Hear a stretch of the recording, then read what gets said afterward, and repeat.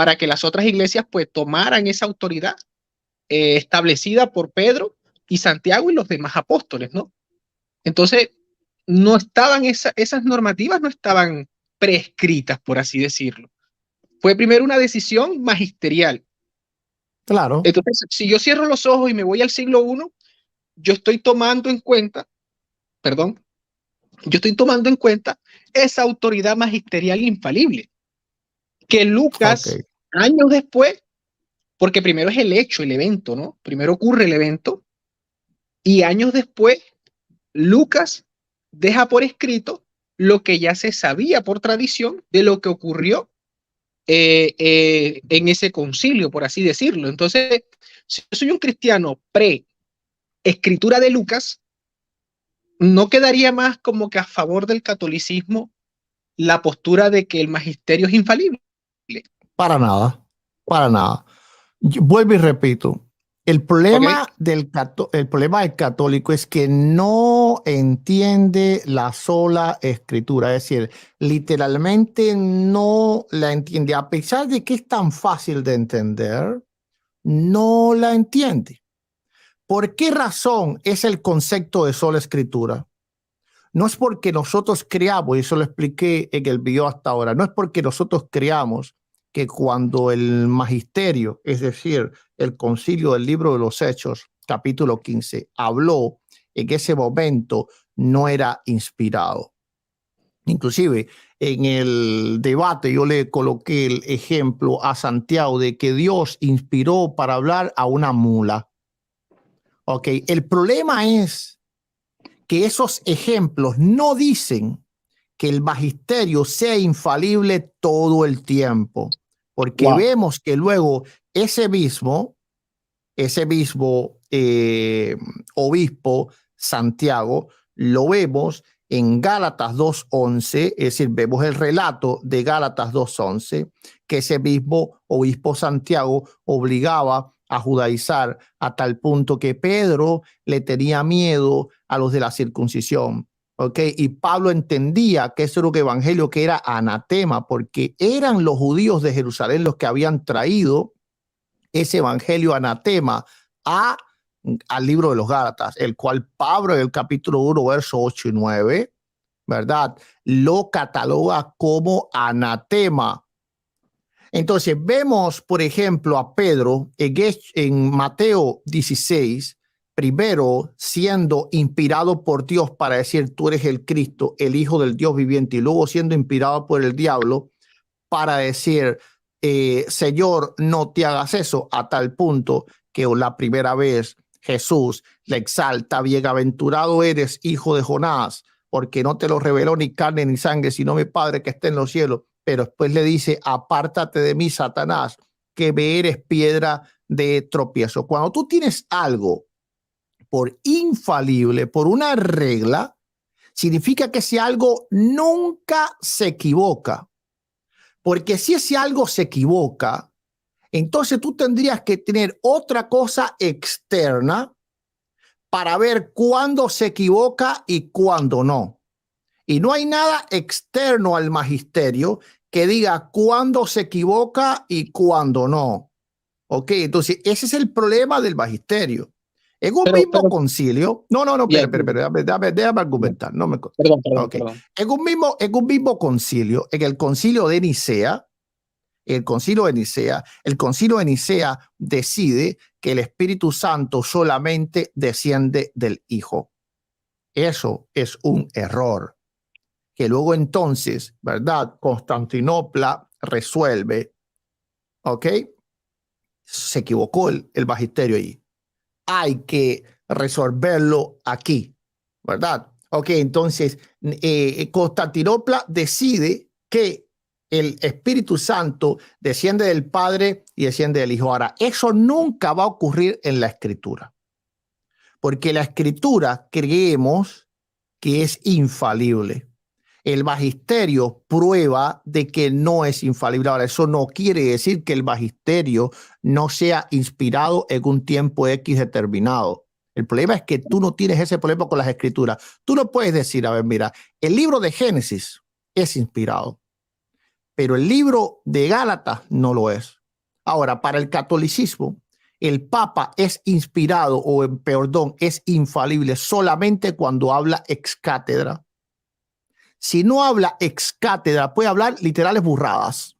Pero la Biblia, espérate. Déjame dar una pregunta para que usted siga. No, déjame explicar todo el punto, porque si no, no me vas a entender y la audiencia no me va a entender. Pero la Biblia no tiene ese problema. Es decir, no es que el libro de Génesis hable ex cátedra y el libro de Éxodo no habla ex cátedra. Ahora, este cuento de es cátedra o no es cátedra, por supuesto, no existía en los primeros siglos porque nada de eso existía. Así que, por lo tanto, eso fue una historia después que se asumieron los católicos. Pero no hay nada que nos diga que los padres de la iglesia, no hay nada que nos digan los padres apostólicos, no hay nada que nos diga en las escrituras de que el magisterio unas veces habla verdades porque habló es cátedra y otras veces habla mentiras porque no habló es cátedra. Eso simplemente fue un problema porque se dieron cuenta que a lo largo de toda la historia papas habían dicho cosas horribles. Ok, es decir, hubieron obispos de Roma, inclusive hay un obispo de Roma que fue excomulgado y un papa que está excomulgado, es decir, cometió herejía. Ok, entonces, ¿cómo sitúan a ese papa? Ah, bueno, tuvieron que entonces agarrar una regla que no existió, pues tú me hablas de los primeros siglos, pero ¿qué era en los primeros siglos? ¿Cómo funcionaba la iglesia en los primeros siglos? En los primeros siglos vemos a los apóstoles hablando oralmente, sí, pero yo te hago una pregunta a ti, yo quiero que tú me la respondas. ¿Tú crees que todo, el 100% de lo que Pablo hablaba, 100% de lo que Pablo hablaba, era inspirado infaliblemente? Te repito la pregunta. ¿Tú crees que el 100% de lo que Pablo hablaba era inspirado infaliblemente, sí o no? No, rotundamente no. Ya.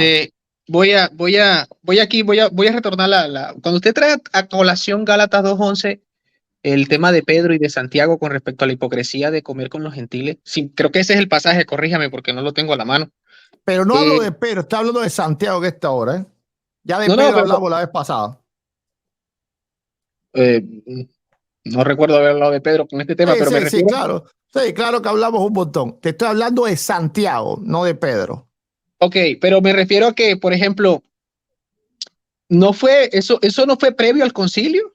Por ejemplo, es que lo que pasa es que yo No. lo que veo aquí, pastor, por ejemplo, es que, fíjese, de hecho, cuando al concepto que le da o a la explicación que le da el catolicismo con respecto a que la infabilidad y la asistencia del Espíritu Santo está en el momento ex cátedra en el tema de doctrina, moral y fe, ¿no? Es precisamente eso, se ve la hipocresía de Pedro y la confusión por separado de los apóstoles, o que alguno cometa una hipocresía y esté Pero enseñando cosas que no son, no hablo de pero Pedro, hablo de Santiago, Jacobo. pero al momento del concilio es donde se cree que está la asistencia del Espíritu Santo para apoyar la iglesia, ¿no? Para que de alguna otra manera, por lo menos, porque si el catolicismo liga esta creencia y este quehacer del magisterio, según lo que plantea Efesios 4:11 en adelante, que narra que la idea de este magisterio es mantener a los cristianos unidos en la fe, ¿no? En este cuerpo de doctrina, con el fin de que no estén desvariando en doctrinas. Entonces, el primer evento es la discordia, ¿no? Y como que el evento número 1, discordia.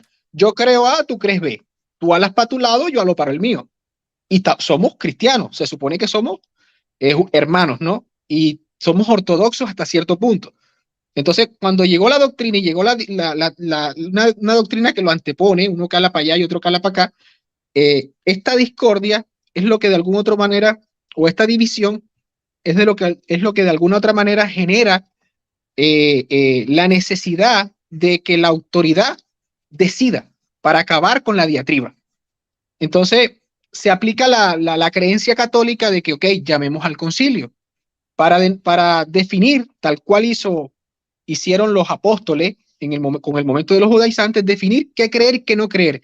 qué debe de creer toda la cristiandad y qué no debe creer toda la cristiandad en este aspecto. Porque de lo contrario, esos primeros cristianos, si no se hubiese hecho ese concilio y no se hubiese tomado como autoridad infalible el magisterio, no la escritura, porque primero es el evento. No sé cuántos años, vamos a suponer lo que se narró en Hechos de los Apóstoles haya ocurrido, póngale en el 48, en el 50, y Lucas vino a escribir Hechos de los Apóstoles, el libro de los eventos, 10, 12, 15 años después. Vamos a ponerlo en ese aspecto, ¿no? No, mucho malo. Escribió en el 85. Mejor. Entonces vamos a poner que sucedió en el 50 y lo escribió 35 años después. Son 35 años de gabela, por así decirlo, que se creyó en la infabilidad del magisterio. Ahora usted me trae a colación, no, es que eso no es constante en la unidad del tiempo. Si precisamente la asistencia o la función del magisterio es precisamente esta, es de que cuando exista la diatriba, definir qué creer y qué no creer. Entonces, en ese punto no se está creyendo en la infabilidad del magisterio. Entonces, yo como evangélico debería de creer en la infabilidad del solamente como que por periodos, por así decirlo. Ese es el problema. El problema es que tú no puedes tener algo por regla que funciona solamente por periodos, porque de un concilio al otro van muchas veces decenas y cientos de años. Ok, entonces tú estás mirando los concilios católicos a lo largo de toda la historia, y dicho sea de paso que solamente los ecuménicos tienen esas potestades, porque los pequeños concilios para el católico, ok, no tienen esas potestades, tiene que ser ecuménico solamente. Entonces estás mirando a lo largo de toda la historia que cuando llega un concilio es porque el magisterio cometió un desastre en todos esos años, confundió a la cristiandad en todos esos años, a tal punto que hubieron discusiones tan fuertes que se tuvo que convocar a un concilio. Los concilios lo único que prueba es la falibilidad del magisterio, su ineficacia. Porque mira, si el magisterio es eficaz, no se necesita un concilio. Porque si yo soy obispo y tú eres un obispo y nosotros eficazmente guiamos a la iglesia, muy sencillamente nos ponemos de acuerdo. Pero no es así. Inclusive hay guerras, es decir, el concilio de Nicea II, espérate, voy a explicarte, mira, el concilio de Nicea II se desató por la guerra de los iconoclastas y corodulios. Estamos hablando de matanzas, muerte, espada, cortan cabeza.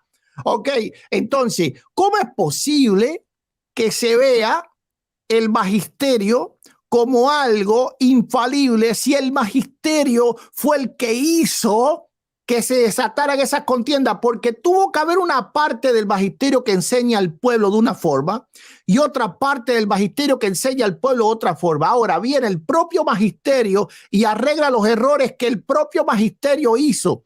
Eso no ocurre en la escritura. Pero, es decir, no es que el libro de Gálatas te enseña a ti reverendísimamente mal y luego entonces venga Primera de Corintios a solucionar lo que hizo el libro de Gálatas. Te vuelvo y repito, no entienden la sola escritura. La sola escritura no niega que hubo concilios, inclusive católicos, que acertaron, que dieron en el blanco, y nosotros respetamos decisiones que tomaron esos concilios porque las creemos. Es decir, nosotros creemos en la unión hipostática, nosotros creemos en muchas cosas que estuvieron decididas en concilio, nosotros creemos en la Trinidad, ¿verdad? Creemos muchas cosas que fueron defendidas. Yo no creo que si no hubieran habido esos concilios, esas doctrinas no se hubieran creído, pero sí creo que esos concilios solucionaron problemas de división. Ahora, ¿cómo surgieron los problemas de división? Los problemas de división surgieron porque hubo obispo, arrio, magisterio, Efesios 4, ya te voy a terminar, Efesios 4, 11 y 12, obispo, arrio, magisterio, obispo, Pelagio, magisterio, obispo, Sabelio, magisterio. Todos fueron grandes obispos del cristianismo.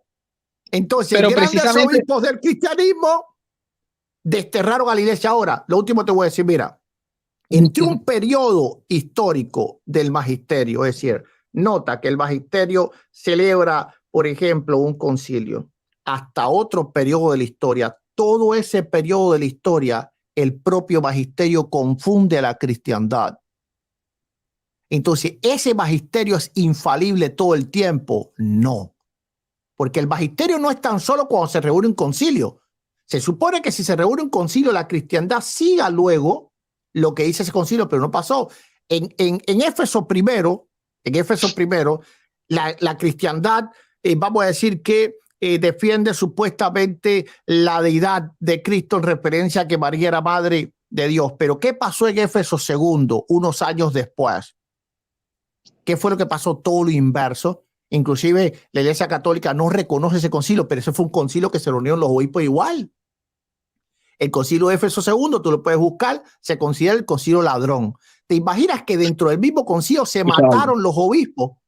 Ok, se mataron. Es decir, hubieron obispos muertos dentro de la propia sección de los concilios. ¿Cómo un magisterio así se va a creer por infalible? Nosotros no podemos confiar a punto de poner nuestras almas en un magisterio que una vez se reúne y toma una buena decisión y otra vez se reúnen y se matan. Eso no ocurre con la escritura. Entonces, aquí es cuestión de confiabilidad todo el tiempo. Yo estoy seguro que tú, en un momento determinado, puedes hablar de parte de Dios. Oye, Eduardo, mejoras esto, ¿verdad? Oye, habló de parte de Dios, Hugo, ¿verdad? Pero el problema es, Hugo es confiable. Para que yo deposite mi alma, la confianza de la salvación de mi alma en él, no, porque luego entonces después yo veo a Hugo, pues, haciendo cosas que... Ahí está el asunto. Es que el catolicismo estaría de acuerdo con lo que usted está diciendo, porque es que el catolicismo, a ver, voy a aclarar para lo último que usted dijo, porque lo hizo como tono pregunta, ¿no? Como con interrogante al final. Es que el catolicismo apoyaría lo que usted está diciendo. El catolicismo no pone las almas en las personas que conforman el magisterio, sino en lo que soporta el magisterio, que es la asistencia del Espíritu Santo, la tercera persona de la Santísima Trinidad. O sea, eso es lo que cree el catolicismo. El catolicismo no pone su alma y su vida y la creencia total en un obispo o en un grupo de obispos. Pero ¿qué es lo visible? ¿Qué es lo visible de esa asistencia? Lo que hace el magisterio es lo visible de esa asistencia. Pero no en la practicabilidad de que sean impecables los obispos. Los obispos pueden matar, pueden, porque son pecadores, pueden cometer pecados. No, hablo de doctrina, hablo de doctrina. A eso me refiero, en doctrina, o sea, por lo menos, a eso es lo que lo que sale de allí, lo que emana de allí, de ese concilio o de ese magisterio, para definir y cercar, por así decirlo, y blindar las doctrinas, porque literalmente eso es lo que dice en Efesios 4:11. Bueno, para no discutir aquí qué quiere decir eso, porque podría a la para un lado y a la para el mío, lo que verdaderamente, porque el catolicismo cree que allí se habla del magisterio y de la autoridad del magisterio, ¿no? El catolicismo estaría de acuerdo con usted, o sea, el catolicismo no confía y ni le pone el alma a estas personas pecadoras, sino lo que soporta y la promesa de, por así decirlo, existe una promesa de Cristo, ¿verdad? Y la institución del mismo Cristo de un magisterio, y de que el Espíritu Santo va a asistir a ese magisterio, y de que Cristo va a acompañar a ese magisterio y a la iglesia todos los días hasta el final del mundo, por así decirlo, hasta su llegada. Entonces, para yo entenderlo un poco aquí, por ejemplo, usted dice que entonces esos 35 años en la unidad de tiempo, para ubicarnos en la unidad de tiempo, un punto A, año 50, 48, ocurrieron los hechos. Del tema de lo que ocurrió con Pedro, con Santiago y los apóstoles y los judaizantes. Y se vino a poner por escrito 35 años después. Esa decisión que toman esas personas de carne y hueso, pecadores como usted y como yo, Pedro, Santiago, etcétera, hipócritas también, porque Pedro era un hipócrita y Santiago también, Pablo se los echa en cara. No es al final, o sea que en ese tiempo la cristiandad creyó de manera infalible, o creyó que el magisterio era infalible, o el magisterio fue infalible en ese periodo de tiempo. ¿Usted cree que en ese periodo de tiempo el magisterio fue infalible?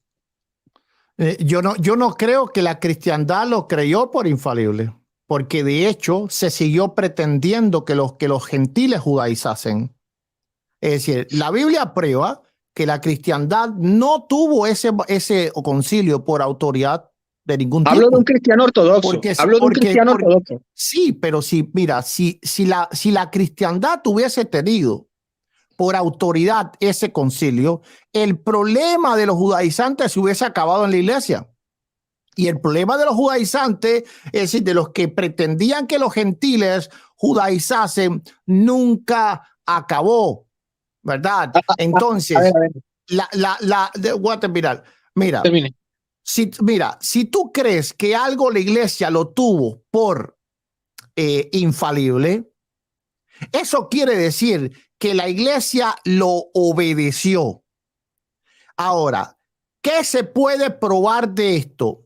¿La iglesia lo obedeció? No. En las cartas de Juan, que fueron escritas en el 90 largo, después inclusive de escribirse el libro de los Hechos, Juan habla bien claro de los judíos que estaban infiltrados dentro de ellos. Ok, entonces este problema seguía persistiendo a tal punto que cristianos dejaban de creer que Jesucristo era el Cristo por cuenta de toda ese peso de judaísmo que todavía tenía el cristianismo, que no se acababa de desprender de las tradiciones, ¿verdad? Del error de las tradiciones, y no se acababa de centrar en realidad lo que ya Pablo les había escrito. Ya tenían, ¿verdad?, varias cartas del apóstol Pablo inspiradas por Dios que les dejaba bien claro dónde estaba la justificación. Entonces Pablo tuvo que luchar contra los judaizantes aún después de ese concilio. La pregunta es, ¿obedeció la propia sede de Jerusalén a ese concilio? ¿Obedeció el propio Santiago a ese concilio? Pero Jamás la lo ortodoxia, hizo. pastor, incluyo aquí, okay, disculpe, entro aquí, pero es que nadie aquí va a negar en ningún momento en la unidad de tiempo de que existe el cristianismo, todo el cristianismo ha adherido a una sola fe. Es que era lo que Pero hablábamos estamos el otro hablando día. de los líderes, Perdón, no de perdón. todo el cristianismo, ¿eh? Perdón. No, pero es que yo me refiero es que los cristianos de esos 35 años del periodo 50 al 85, establecido en la unidad de tiempo que usted me establece, yo no me estoy refiriendo cuando yo digo, si yo quería ser un cristiano ortodoxo en esa época, hoy la historia, porque eso es lo bueno de la historia, saber en qué línea estoy, si en la ortodoxa o la heterodoxa. Si yo quisiera ser un cristiano ortodoxo en esos 35 años, infaliblemente tenía que creer en la infalibilidad de quién, en la decisión de los que tomaron, en la decisión que tomó el magisterio. Si yo quería ser un ortodoxo, yo tenía que aferrarme a lo que escogió el magisterio, no a lo que dijera un obispo por aquí, otro obispo por allá, o los judaizantes por aquí. Si yo quería ser ortodoxo, yo tenía que aferrarme. O sea, por eso es que digo el mecanismo. Aquí está el mecanismo. Yo soy un cristiano del 80 o del 60 y yo tengo en frente de mí la doctrina de circuncidarme y la doctrina de no circuncidarme. La doctrina de seguir sacrificando animales a Yahvé y tomarme la sangre, etcétera, todo el culto hebreo. Entonces yo tengo estas doctrinas frente a mí versus las doctrinas escogidas por este magisterio. La infabilidad, ¿dónde está? El mecanismo, ¿dónde está? Jamás y nunca el catolicismo va a decir que el magisterio está por encima de la escritura, etcétera, etcétera. Siempre es un trípode que ellos manejan allí, usted se lo conoce. O espero yo que lo conozca para omitir la explicación mía, ¿no? Muchas cosas. En ese sentido, si yo soy un cristiano de esa época, ¿cuál es el mecanismo? ¿Usted encuentra el mecanismo evangélico o encuentra el mecanismo católico en creer de que los que tomaron la decisión en qué doctrina debe creer la cristiandad ortodoxa? No, cuando me dije toda la cristiandad me refería a los cristianos ortodoxos, porque van a haber muchos desobedientes. Es que siempre y cuando haya autoridad, la inercia del ser humano, llamémoslo así, el propio pecado original del ser humano es ir contra el principio de autoridad, ¿no? Entonces, en ese sentido, siempre, si hay una autoridad, va a haber siempre como que quien la desobedece en la naturaleza propia que tiene hoy el ser humano, ¿no? Y obvio, muchos no van a estar de acuerdo con ello, quizás cambien de opinión posteriormente, pero hoy la historia me narra que para yo poder ser un cristiano ortodoxo en esa línea del tiempo o en esa unidad de tiempo, en esos años que transcurrieron, yo, ¿en quién tenía que creer? En el magisterio, y de manera que infalible. ¿Por qué? Porque yo no tenía un canon en ese momento, ni el mecanismo era, ya va, vamos a ver qué decidió Pedro, vamos a ver qué decidió Santiago y los apóstoles, vamos a ir a buscarlo a la escritura, si me circuncido o no me circuncido, si hago lo de los judaizantes o no hago lo de los judaizantes. Me tenía que aferrar al magisterio. No, Esa es la parte nadie, que no, yo, el asunto es que nadie duda eso, ok, pero eso en ninguna forma va contra la sola escritura. No cabe dudas de que el pueblo de Israel, antes de que Dios le dio los mandamientos en el Sinaí, tenían que obedecer a Moisés. No cabe duda de eso. Pero Moisés podía errar en lo que decía. Ahora, cuando Dios entonces de forma inspirada dio los mandamientos y dio todos los estatutos y dio todos los decretos, entonces el pueblo de Dios se rigió, ok, como regla principal por eso. Y vemos que los profetas profetizaban, pero la ley estaba en los 5 libros. Ok, entonces el pueblo de Israel escuchaba a sus profetas, sí, pero la ley estaba en los 5 libros porque era en aquel tiempo, era lo que ellos tenían por única regla de fe, de moral y de doctrina. Ok, ahora, eso no quiere decir que ellos desechasen lo que decían los sacerdotes. Eso no quiere decir que ellos desechasen lo que decían los jueces. Pues claro, cuando Débora hablaba, ellos decían, esto es una autoridad. Y cuando yo hablo en mi iglesia, los hermanos dicen, está hablando una autoridad, ¿verdad? Y cuando me hablan mis pastores, yo digo, está hablando una autoridad, los tengo que obedecer. Pero eso no quiere decir de ninguna forma que eso sea regla de fe, moral y doctrina. Aquí no estamos hablando de la guianza de la iglesia, porque el ser humano necesita una guía, la iglesia necesita una guía, necesita un esquema eclesiástico, necesita ministerios, necesita muchas cosas, necesita obedecer las leyes de los países. Inclusive el apóstol Pablo nos manda a nosotros a obedecer las leyes de los gobiernos, pero eso no es regla de fe, moral y doctrina. El apóstol Pablo dice que los gobiernos son puestos por Dios, así que nosotros tenemos que obedecerlos, pero con exención de que quebranten la regla de fe, moral y doctrina. Entonces, ¿tú obedeces las leyes del gobierno? Sí, porque eso es lo que hicieron siempre los cristianos. Pero si esas leyes del gobierno contradicen las reglas, entonces ya no. Ok, entonces no cabe duda de que los primeros cristianos obedecían a los apóstoles. Nadie pone en duda eso. Vuelvo y repito, ustedes no entienden o no quieren entender la sola escritura. La sola escritura no niega la existencia de un magisterio, porque en todas las iglesias evangélicas, protestantes, reformadas, bautistas, pentecostales, hay un magisterio. Es decir, hay pastores, hay obispos, superintendentes, personas que rigen, hay estatutos de una iglesia, tú puedes buscar estatutos de las asambleas de Dios, estatutos de la iglesia de Dios, y ahí van a estar, va a haber un magisterio, 16 verdades fundamentales de los pentecostales. Es decir, si quieres creer, si quieres ser un pentecostal, pues hay un magisterio, hay 16 verdades fundamentales que siguen los sí, pentecostales, las 16 doctrinas fundamentales. Entonces, esas doctrinas fundamentales no todas están en las escrituras. Entonces, también el magisterio tiene importancia, eso nadie lo duda. El problema es cuando ese magisterio se equivoca, y se equivoca, como tú bien dijiste, no es lo que dijo un obispo. Ahora, el problema es que todos los que están en la escritura, cuando tú escuchas a un obispo, tú lo escuchas como una autoridad.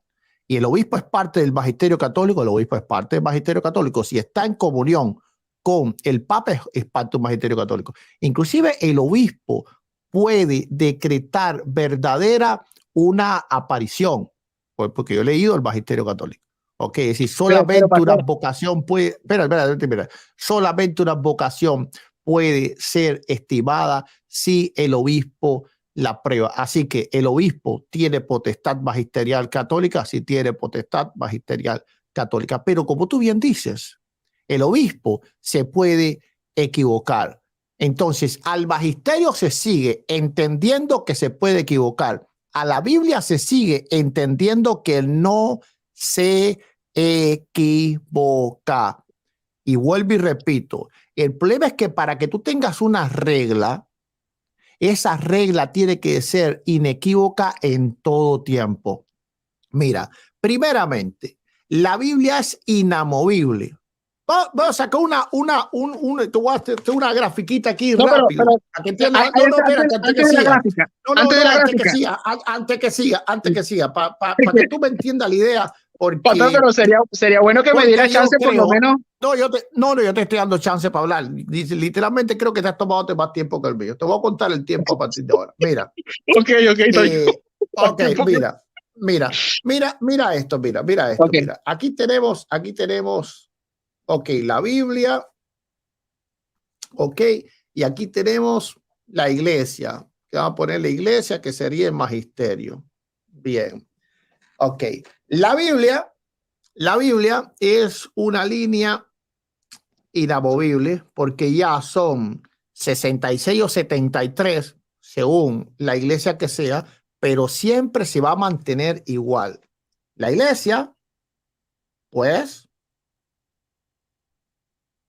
se mueve. ¿Ok?